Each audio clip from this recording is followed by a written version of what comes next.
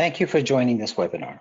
It will be a 30-minute look at limitation of liability provisions, which are often the subject of extensive negotiation between clients and design firms.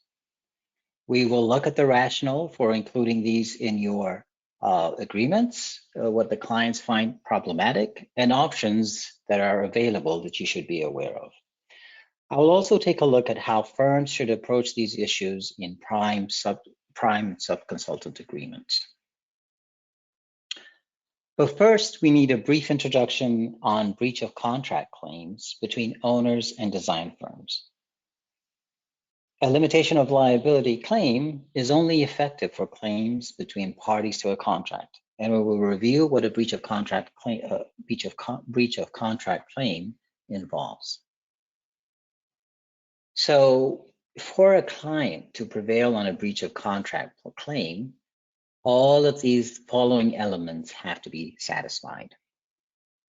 The client will have to show that there was a valid contract between the parties, showing that there was some kind of bargained for exchange between the two parties. In a professional service agreement, obviously, the promises are that you provide services and that the client will pay you. And if the client is pursuing a breach of contract claim against you, they have to show that they, the client, performed their part of the contract, and that you, the design firm, failed to perform according to your contract, according to your obligations. And because of that failure, that they sustained damages, that they suffered harm because of your breach of your obligations. The key issue is that there has to be a connection between your failure to perform, as alleged by the client, and the damages that they suffer. But then if they do make that connection, you are responsible for the reasonably foreseeable damages that the client suffers due to your breach. And we'll talk about what that could entail. And it is because of this exposure that firms such as yours often consider and sometimes include a limitation of liability provision to lessen the amount of your responsibility in the event that you are indeed responsible for the damages they suffer because of your breach.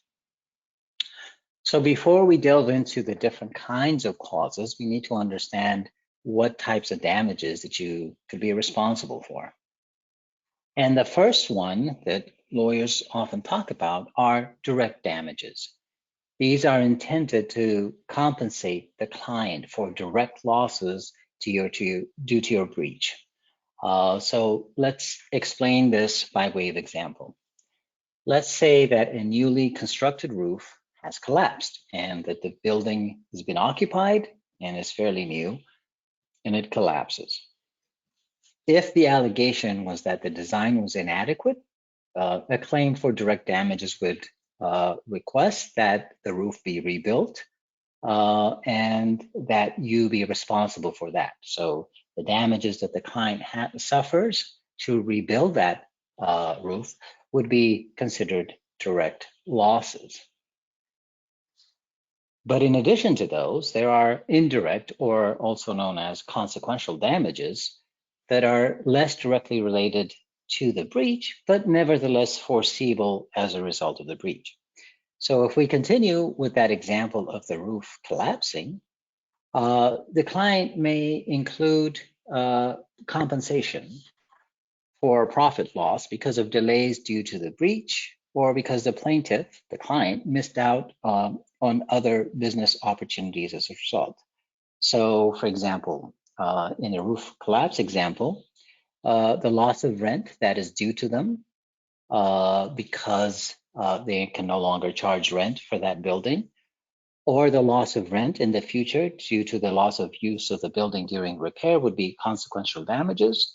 And since it's something that is reasonably foreseeable, can be traced to the breach, then those could be the element of damages that you'll be held responsible for. And in the absence of a limitation of liability clause, you are indeed responsible for all of the reasonably foreseeable damages that your breach causes. And that in essence, is what a limitation of liability clause is intended to address. They are intended to manage your overall risk. And claims analysts will tell you that if you do indeed have an enforceable limitation of liability clause, it will significantly improve your bargaining position as you negotiate a claim settlement with the client. But we have to understand what some of the reasons are for design firms to propose limiting their liability. As a professional, the question becomes, well, how would you feel if you put yourself in the client's shoes if they tell the firm you're hiring tells you that they want to limit their liability? What is different about engineering or architecture that exposes you to risks that need to be limited? And what is some of the thinking behind that? And if you are indeed negotiating these clauses and talking to your client about limiting your liability, you need to be able to explain why you're proposing such a limitation. If you go to any other professional, like a doctor, for example, and they tell you that as part of the treatment that they're asking that you limit their liability, their potential liability, you would be asking why? Why isn't this person standing behind their work? So looking at the literature, there are various explanations as to why it is important in some cases for architects and engineers to limit their liability. Ultimately, it revolves around the notion that the client receives the principal reward and long-term benefits of the project. And indeed, they are in a better position to assume and spread the cost of liability risks over the life of the completed project. From your standpoint, you're going in oftentimes presenting a very limited scope of services. And for that amount of exposure, it's unreasonable to expose you to potentially ruinous liability.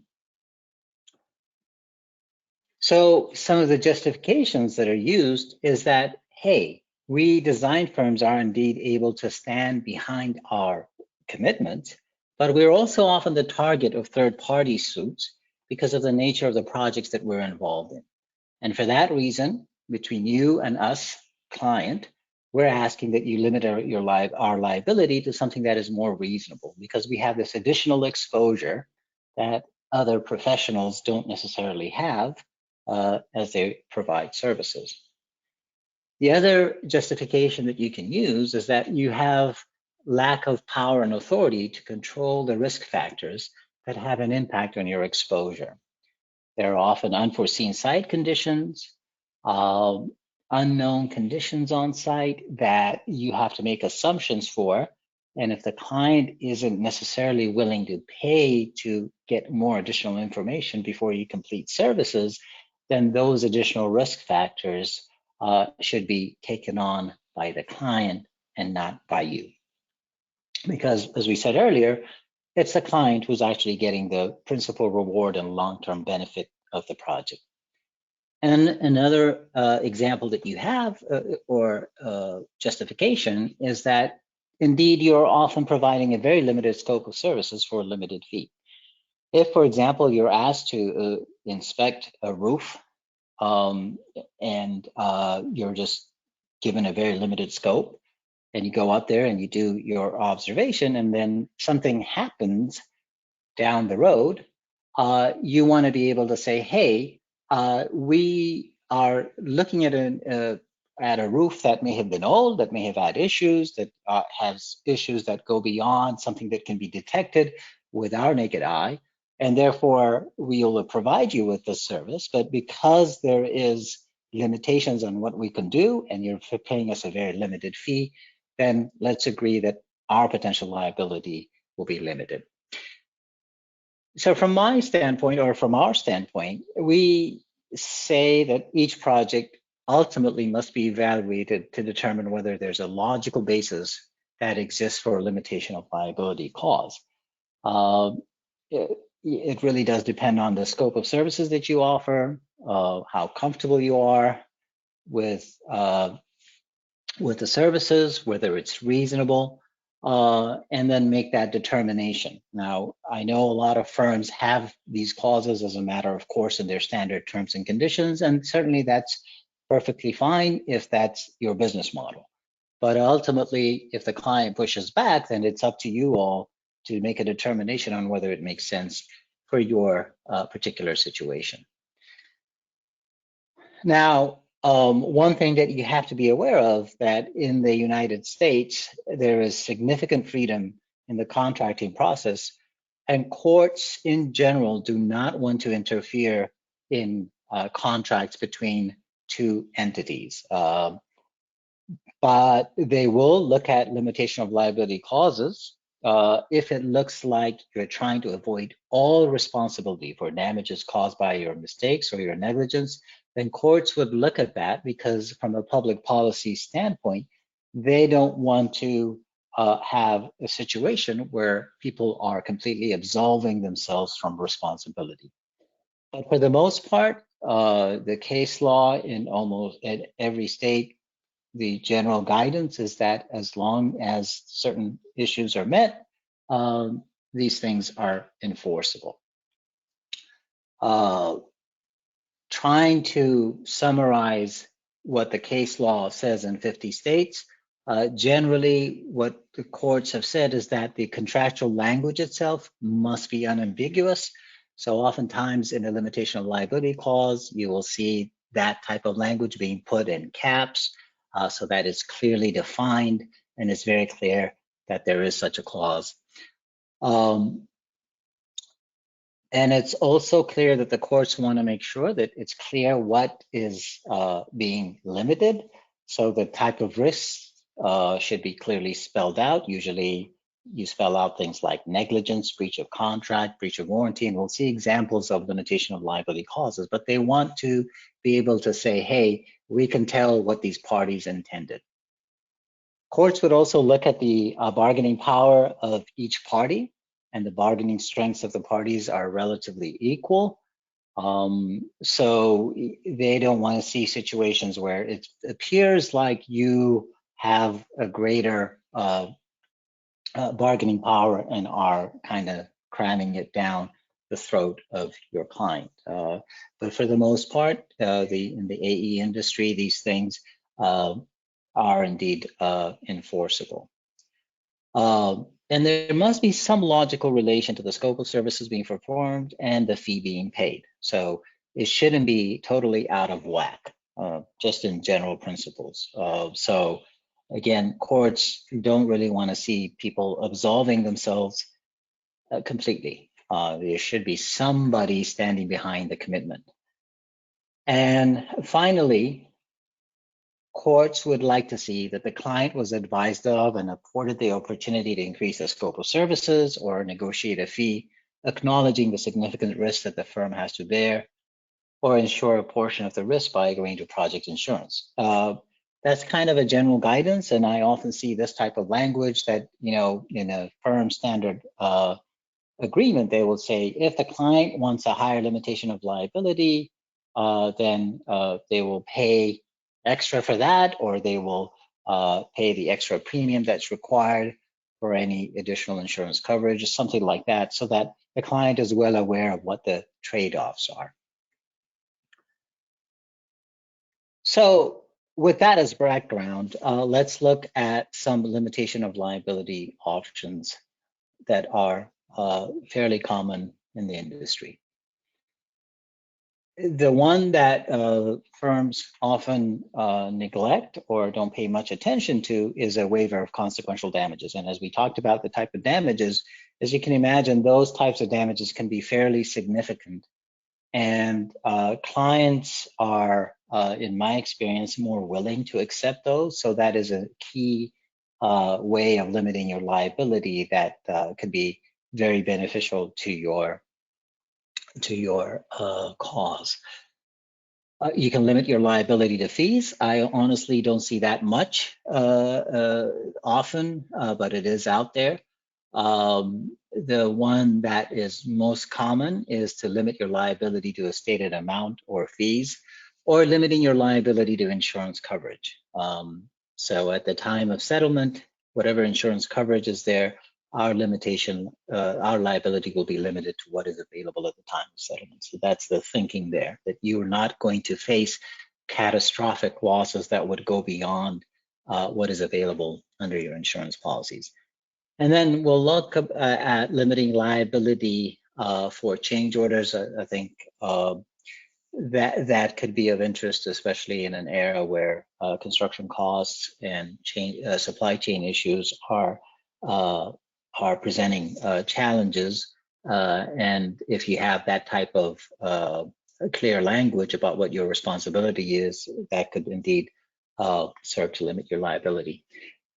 For your reference, both the AIA and EJCDC have documents, sample language. I use some of them in this presentation, but you should definitely check out what is available and educate yourselves about these clauses. And that's the reference for both sets of form documents.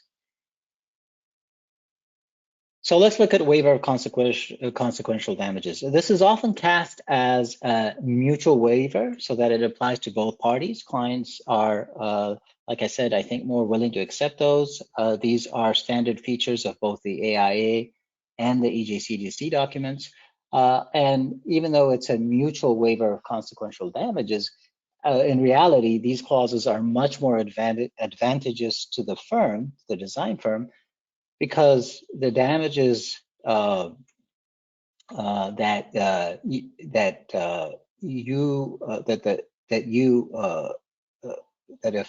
suffer from the client's breach rarely involve consequential damages. You're trying to recover your fees, but the client may well have consequential damages, and so even though it's drafted as a mutual waiver of consequential damages, the business reality is such that firms really don't have much consequential damages that they suffer if their client breaches their contract. So this is what it looks like. This came from the E500.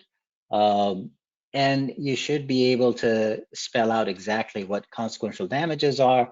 Obviously, refer to your state's jurisprudence about what consequential damages means in your state, and try to adapt it to your particular state as you draft these clauses. But I think this is an excellent example of this type of waiver that is quite helpful.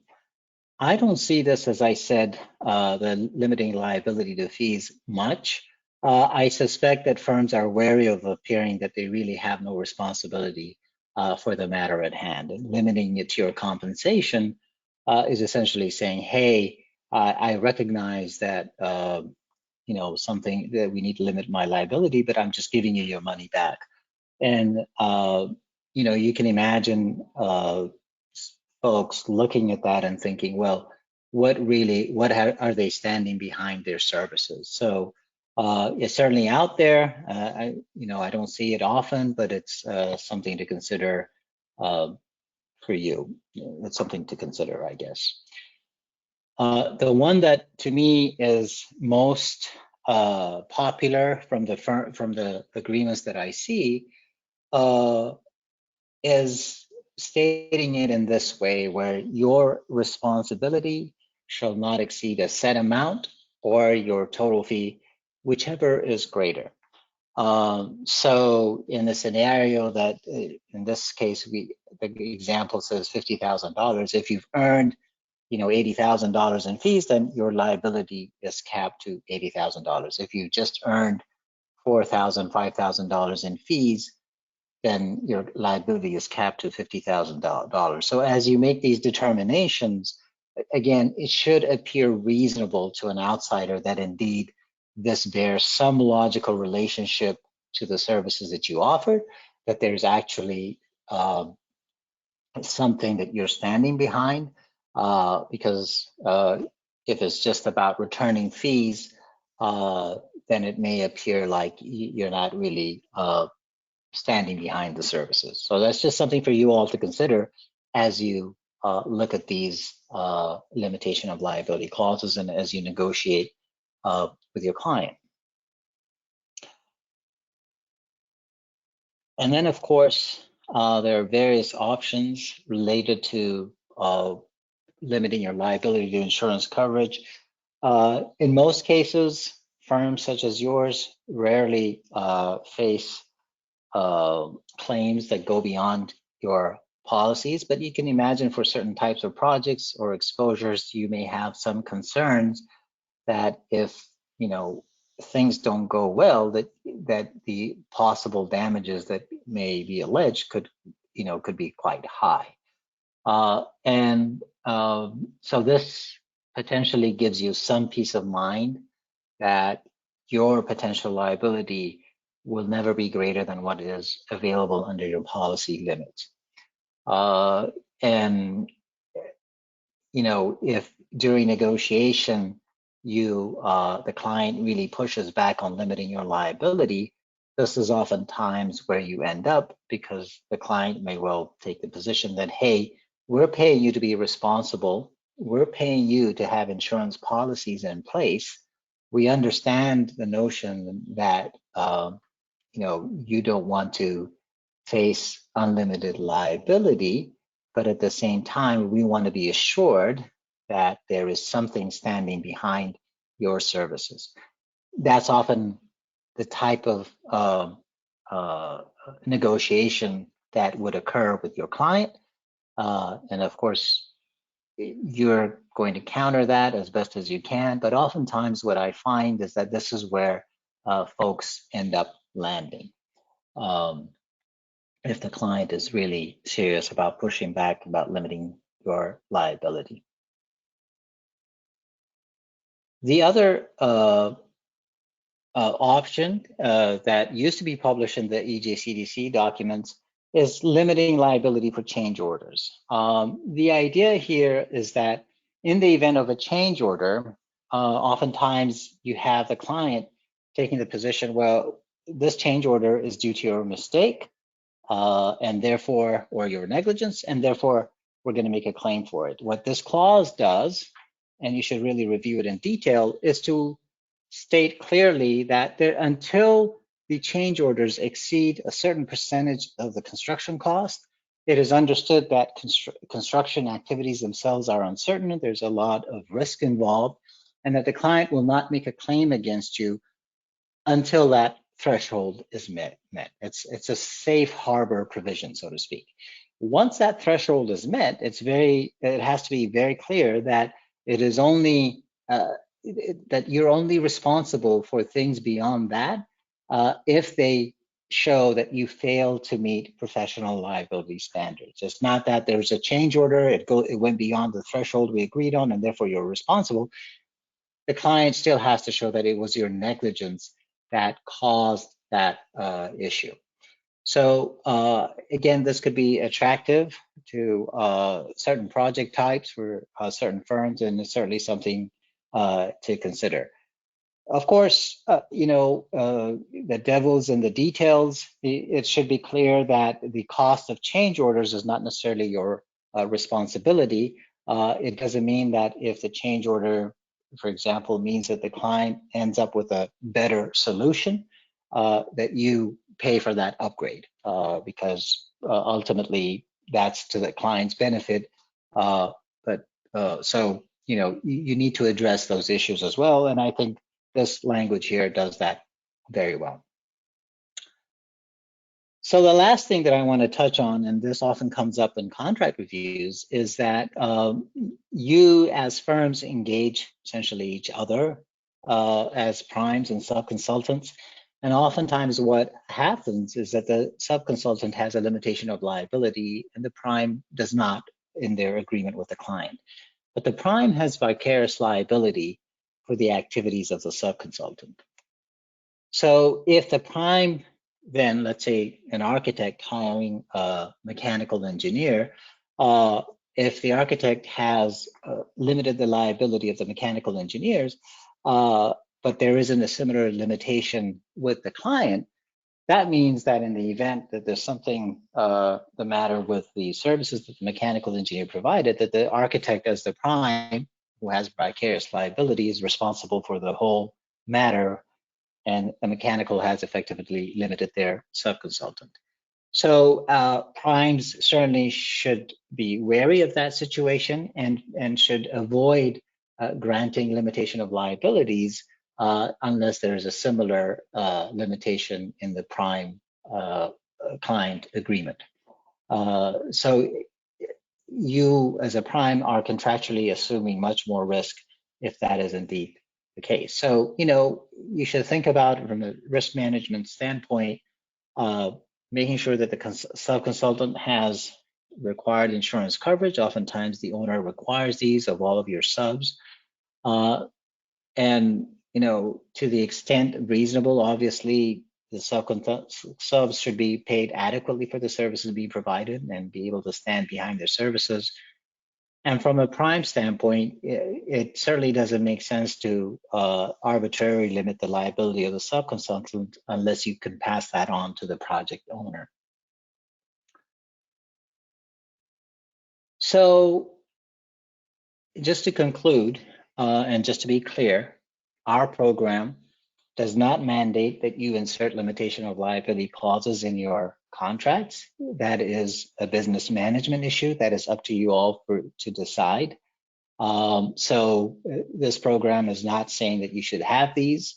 We're just providing this as education to you all to make you aware of this tool from, as a tool in your toolbox, so to speak. If you are putting these in, you should be prepared with alternatives so that you can have a negotiation and some kind of decision making process as to what is acceptable to you. If you are engaging a sub, make sure that you have not agreed to take on more liability than you would normally have by agreeing to limit their liability. And if you're a sub, prepare options and make the necessary business decisions if it's not accepted. It's a matter of making business decisions. Some types of consultants, for example, choose to work directly with the owner. Geotechs oftentimes work directly with the owner because the nature of their services and their business model means that they have limitation of liability clauses. And so that doesn't put the architect in a position of taking on more risk for those types of services. So there are solutions to pursue if that is indeed part of your business model. So that concludes my presentation. I just want to put out there that our next webinar is February 23, 2022 at 1 p.m. Eastern. Yvonne Castillo, Director of Risk Management here at Victor, will interview Liz Farmer. She's a fiscal policy expert who specializes on state and local government spending. Among other things, during this interview, they'll talk about how federal funding makes its way to state and local governments and the accompanying opportunities for AE firms. So just wanted to make sure to put that on your calendar and join us for that session when that comes up. And then finally, this is our School of Risk Management homepage. This is where you can find all of our risk management information. We have the Victor Contract Sifter tool, continuing your education, where you have 24 hours, 7 days a week available risk management courses and other courses that are available to you, and a plethora of other resources that are available to all of our insureds. So thank you all for attending today. Please look out for that automated email to review, to send us the survey and send us your AIA numbers. And that brings us to the close of this presentation. Thank you.